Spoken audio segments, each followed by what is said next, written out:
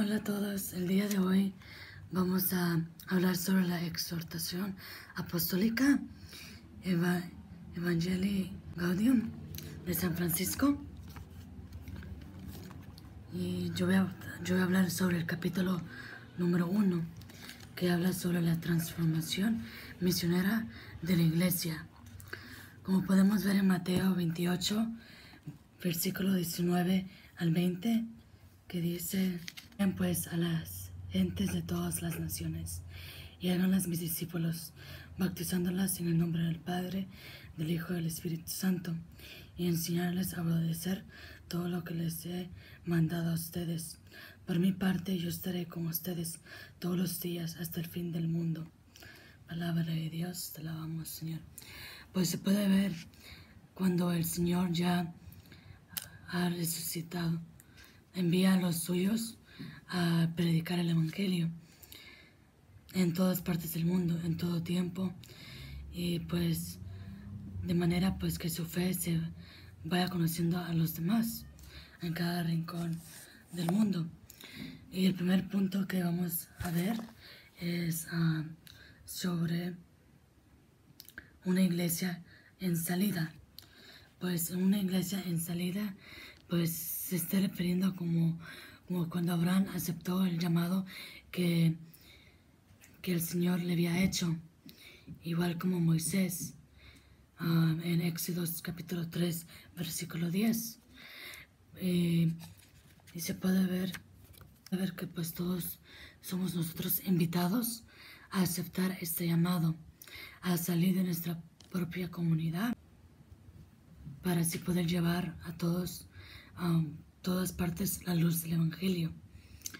Y después pues tendremos una alegría pues misionera, que pues se va refiriendo como después de nosotros haber anunciado el Evangelio podemos ir viendo el fruto que crece, aunque no lo veamos a veces en ese momento, pero con el tiempo se puede ir viendo que la gente va conociendo más de la palabra, que la gente va a ir como queriendo conocer más y querer llevando ese mensaje de luz a las demás personas.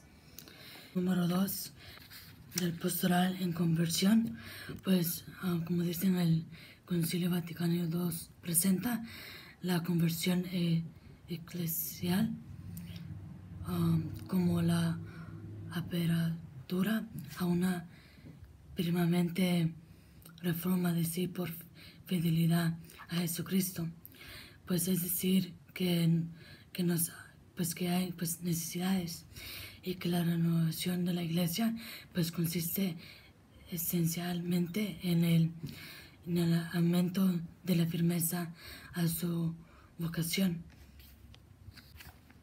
Y uno de los próximos puntos es una madre de corazón abierto, pues que se va refiriendo pues que la iglesia pues está llamada a ser siempre la casa abierta del Padre.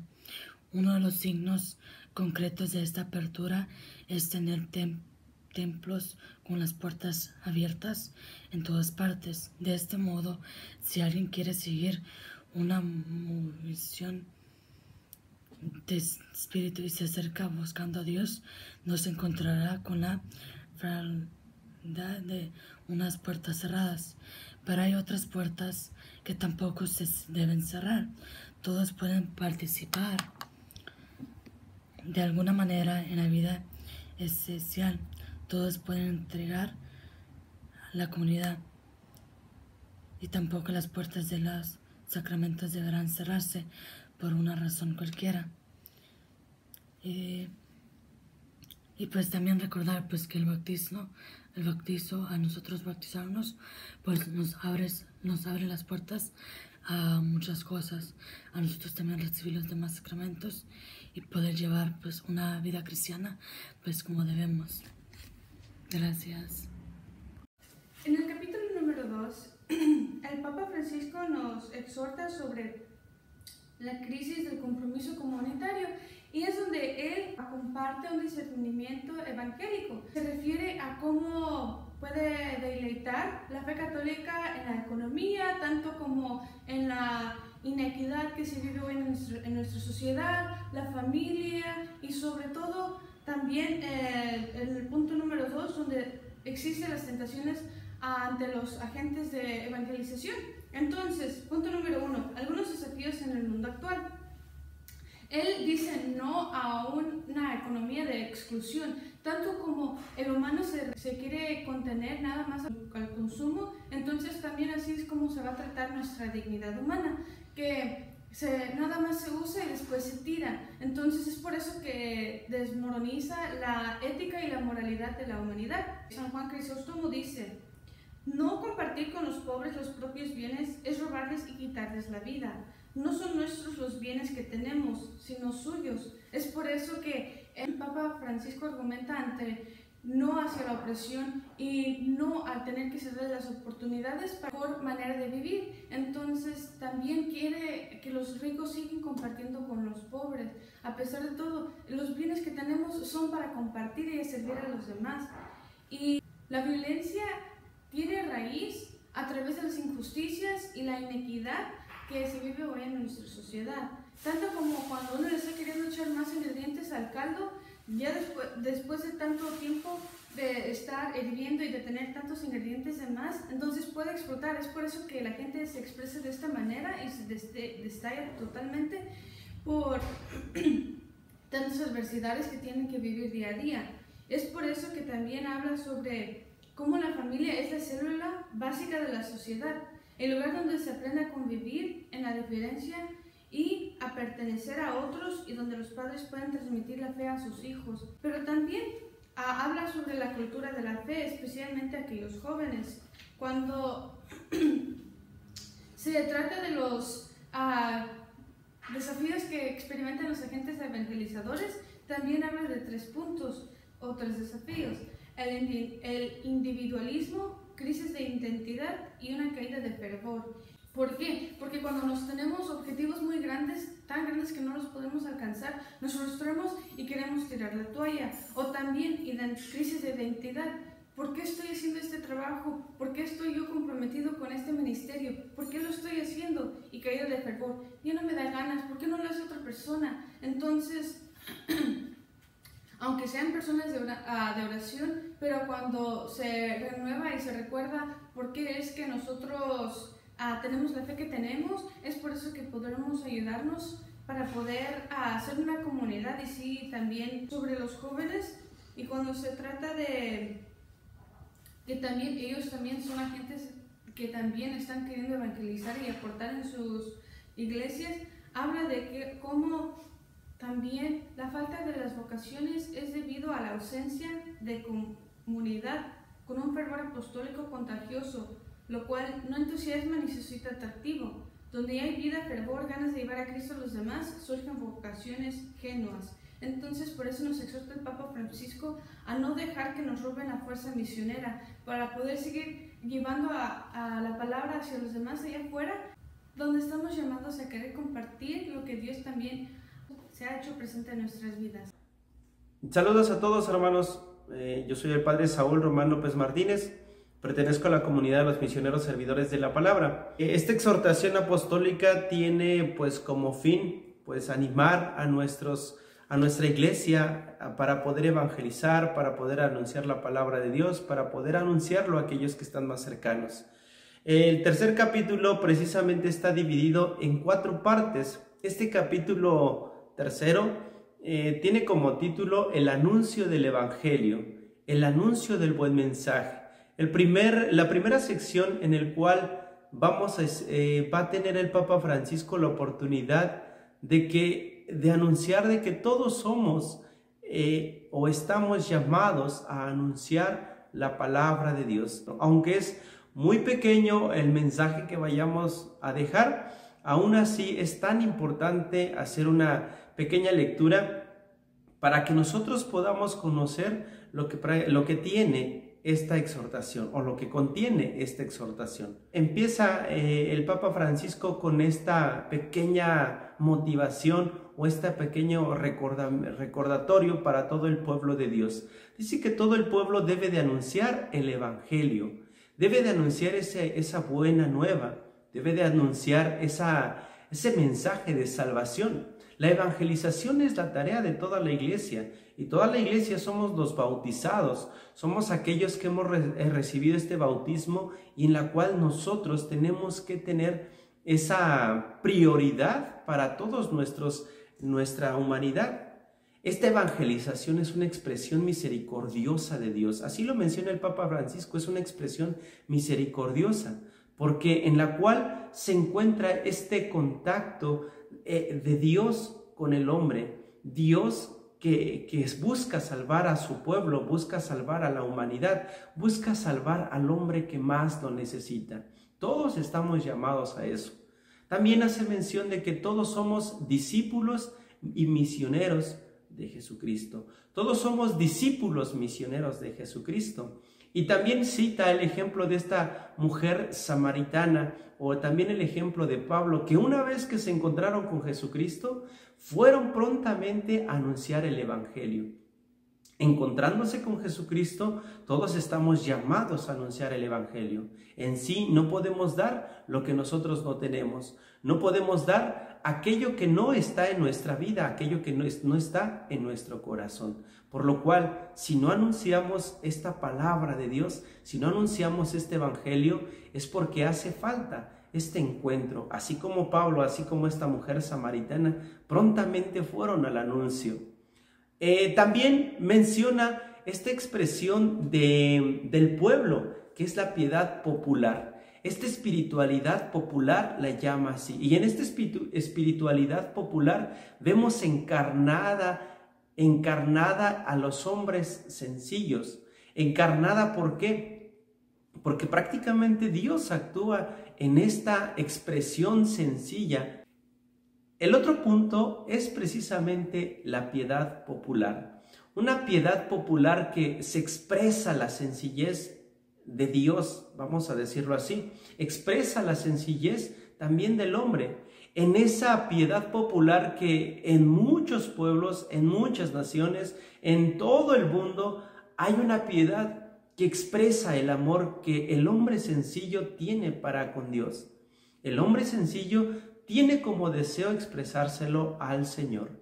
Y podemos verlo en diferentes devociones. Por ejemplo, el rosario, por ejemplo, las tradiciones, etc. El Papa Francisco menciona que hay mucho amor, hay mucha fe, mucha esperanza en aquella persona que precisamente reza con mucha devoción su rosario, reza con mucha sencillez, reza con mucho amor sus oraciones, reza con mucho fervor ese rosario, reza con mucho amor esa devoción popular, esa devoción de algunos santos, inclusive algunas peregrinaciones. Por lo cual, entonces nosotros como fieles del Señor, en lo cual nosotros como hombres de Dios, como hombres de nuestra iglesia llamados a evangelizar, necesitamos amar esa piedad popular. Porque ese lugar es el lugar teológico, es el lugar del encuentro de Dios con su pueblo. También hace una exhortación a una evangelización de persona a persona. Esa evangelización debe de ser el encuentro, el contacto con aquellas personas quienes más lo necesitan. Podemos decirlo así, hace esta exhortación a que nosotros vayamos evangelizando con aquellas personas con quienes convivimos, con quienes nos comunicamos, con quienes dialogamos, y lo debemos de hacer con los gestos, lo debemos hacer con nuestras expresiones, lo debemos de hacer con nuestro testimonio. Todos estamos llamados a evangelizar. El segundo punto habla sobre la homilía. La homilía, que es un tiempo muy propicio para ser más cercano a Dios. Los pastores, nosotros los pastores, es un tiempo propicio para poder hacer cercano a ese Dios que parece ser que se encuentra muy distante de la humanidad, o distante del ser humano, distante del feligrés. Invita para que nosotros como sacerdotes, como pastores, que estamos cuidando el rebaño de Dios, que estamos a la protección del rebaño de Dios, hagamos más cercano esa palabra de Dios, hagamos más cercano ese diálogo con Dios. Recuerden ustedes que en el Evangelio encontramos a un Jesús que por sus palabras conquistaba el corazón de su gente, conquistaba el corazón de la gente, y así mucha gente venía de lejos para poder escuchar al Señor. También nosotros como pastores en las homilías debemos de hacer esta expresión, esta facilidad, esta sencillez de la palabra de Dios, y en lo cual también tenemos que tomar como punto algunas imágenes, algunos ejemplos que puedan ser más práctico, más digerible para nuestro pueblo, para nuestros feligreses, para aquella gente que tiene esa hambre, esa necesidad de Dios. En lo cual, pues también tenemos que estar al cuidado del pueblo de Dios, en lo cual tenemos que hacer esa atención del pueblo de Dios. Es un momento propicio para que nosotros hagamos esa relación entre Dios y el hombre. No para otras cosas negativas, no para descargar furias, no para descargar cosas de dolor, de enojo, etc. No es para eso la homilía, dice el Papa Francisco, es para poder hacer esa conexión entre Dios y el pueblo que tanto necesita de la palabra de Dios. La tercera parte habla sobre la preparación de la predicación, y este es un llamado para nosotros como pastores. Si nosotros no preparamos esa homilía, si no preparamos esa reflexión, si no preparamos una pequeña catequesis, nosotros nos estamos, dice el Papa Francisco, estamos traicionando nuestra vocación, estamos deshonrando nuestra vocación. Es una exhortación para que nosotros podamos tener esa cercanía con la palabra de Dios. Invita a que nosotros tengamos esa familiaridad personal con la palabra de Dios, que nos preocupemos por esa cercanía con la palabra de Dios. Es más, también invita a que nosotros debemos de tener ese contacto precisamente con la lectura divina, con la lección divina. Una lección divina, una lectura espiritual, una lectura donde la palabra de Dios interpele mi vida, interpele esa cercanía que yo tengo con Dios, esa cercanía que tengo yo con el prójimo. ¿Cómo debe de ser?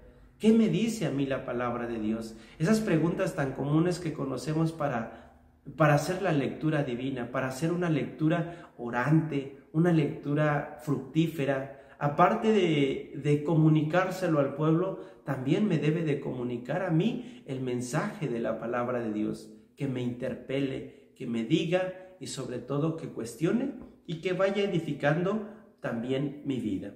Y por último, el cuarto punto es precisamente una evangelización para profundizar el querigma. Especifica que la evangelización debe de ser un anuncio querigmático, un anuncio vivo de la palabra de Dios, un anuncio que refleje, podríamos decirlo así, un anuncio que refleje vida, un anuncio que refleje gozo, un anuncio que refleje presencia de Dios. Si no reflejamos anuncio, si no reflejamos presencia de Dios, si no reflejamos alegría de Dios, prácticamente nuestro anuncio querigmático está carente en nuestras predicaciones, carente en las catequesis. También habla de las catequesis, ese acompañamiento que debemos de tener con aquellas personas quienes están en este proceso formativo. Si nosotros damos un proceso formativo, un proceso de acompañamiento para aquellas personas quienes tienen o quienes han escuchado la palabra de Dios, precisamente estos que les estamos dando el acompañamiento, el día de mañana ellos van a ser también discípulos, también van a ser misioneros, anunciadores de la palabra de Dios. Y pone el ejemplo paulino, aquel ejemplo paulino de esta evangelización que dejaba discípulos, que dejaba el encomiendo para que puedan seguir trabajando en la evangelización, en la misión. Podemos decir que a grandes rasgos encontramos este contenido. Es difícil poder mencionar todos los aspectos en breves minutos, pero Estamos llamados para anunciar la palabra de Dios. Estamos llamados para que todos los discípulos, todos los misioneros, para que todos los bautizados podamos hacer ese mensaje, hacer vivo ese mensaje divino, hacer presencia ese mensaje divino. Necesitamos tener ese contacto con la palabra de Dios. Necesitamos tener esa lectura orante, reflexiva, esa lectura donde la palabra de Dios me diga, me cuestione y así pueda yo poder compartir lo que la palabra de Dios me dice. No lo que yo quiero decirle a mis feligreses. Pues que tengan un bonito día, que tengan excelente día. Dios los bendiga. Hola, vamos a ver el cuarto capítulo del Evangelii Gaudium, que es la dimensión social de la evangelización. Pues al evangelizar nos hacemos presente aquí en la tierra el reino de Dios, así que es importante demostrar ese evangelio de amor y de paz que el Señor nos invita a proclamar en todas partes. Y pues la primera parte de este capítulo es ver las repercusiones comunitarias y sociales del querigma. ¿Y qué significa querigma? Querigma es una palabra griega que significa proclamar el evangelio. Entonces es algo social porque le estamos anunciando a todos los demás la buena nueva de que Cristo ha resucitado y así hacemos la caridad a nuestro prójimo. Entonces es muy importante por eso meditar la palabra de Dios dentro de la misa, especialmente cuando vayamos los domingos a misa a escuchar las lecturas, pues no nomás escucharlas, no nomás porque sí, sino más bien poner atención a lo que está diciendo la palabra y así meditarlo, y así nos podemos cuestionar por dentro, ¿cómo puedo usar esta palabra de Dios que me ha dicho hoy para usarlo esta semana, en mi trabajo, en mi escuela, con mi familia? Y así no nos volvemos indiferentes, pero más bien nos dejamos sorprender por Dios, por el mensaje que Él nos quiere dar ese día. Entonces la Iglesia Católica pues es misionera por naturaleza y es importante poder promover ese evangelio y así tener una caridad muy grande con nuestros prójimos. Entonces la segunda parte es la inclusión social de los pobres. No podemos ver a la religión como un sector privado que solamente le interesa llevar almas al cielo, prepararlas, sino más bien nosotros también debemos de enfocarnos en los otros aspectos que la Iglesia quiere ayudar. Entonces Dios creó todo lo que existe aquí en esta tierra para que nosotros podamos disfrutar de ello, aunque la verdadera felicidad pues la vamos a encontrar en el cielo, pero aquí lo más importante es buscar el bien común de las personas, ser solidarios con nuestra gente, escuchar el clamor de la gente pobre que busca que alguien los ayude, como dice el Papa, respetando la independencia y la cultura de cada nación. Hay que recordar siempre que el planeta es de toda la humanidad y para toda la humanidad, y que el solo hecho de haber nacido en un lugar con menores recursos o menor desarrollo no justifica que algunas personas vivan con menor dignidad. Entonces recordemos que Cristo también nació pobre para que nosotros pudiéramos identificarnos con Él mejor. Él nació en un pesebre, en un lugar no adecuado para un rey. Por eso los judíos no lo quisieron aceptar, porque ellos estaban esperando un gran caudillo, un rey que tuviera tropas, gente, dinero a su servicio, pero eso no fue así. Jesús se presentó como un humano muy humilde, de una familia humilde. Entonces ahí podemos tomar ese ejemplo del Señor. Y el Papa dice, ruego al Señor que nos regale más políticos a quienes les duela de verdad la sociedad, el pueblo, la vida de los pobres. Es importante que los políticos y poderes financieros levanten la mirada, que haya trabajo digno, educación y cuidado de salud para todos los ciudadanos. ¿Por qué entonces no acudir a Dios para que inspire sus planes? Y si en realidad pues nosotros, no nomás los políticos, sino que todos nos abriéramos a la intervención del Espíritu Santo, Él nos dará una nueva mentalidad de cómo poder hacer nuestros planes, y también nos dará una nueva vista política y económicamente que nos ayudará a superar esa división de la economía y entre el bien común, que muchas veces pues desafortunadamente las grandes corporaciones prefieren el dinero que el bien común de las personas. Entonces la tercera parte es el bien comunicado y la paz social. La palabra de Dios no nomás trae alegría y amor, sino que también la paz. Y la paz no nomás es ausencia de guerra, se tiene que ser construida día tras día y es un trabajo continuo y arduo y requiere que las nuevas generaciones también nos incluyamos a ese trabajo que ya han estado haciendo nuestros padres y nuestros abuelos. porque esto es un trabajo que va a durar pues mucho tiempo y es algo en que nosotros todos tenemos que estar preparados en ayudar. El conflicto no puede ser ignorado, tenemos que asumirlo, tenemos que sufrir las consecuencias y tratar de aceptarlo, sufrirlo con dignidad y también resolverlo y transformarlo. Así se podrá ampliar la comunicación de los ambos lados del conflicto. Y como dice el Papa, el anuncio de la paz no es el de una paz negociada, sino la convicción de que la unidad del espíritu armoniza todas las diversidades. Entonces, la última parte de este capítulo es el diálogo social como contribución a la paz. Entonces, la evangelización también implica un camino de diálogo y la Iglesia trata de estar presente en 3 áreas importantes del mundo actual. La primera es el diálogo político con los estados, la segunda es con la sociedad, que incluye las culturas y la ciencia, y la otra es para los creyentes que no forman parte de la Iglesia Católica.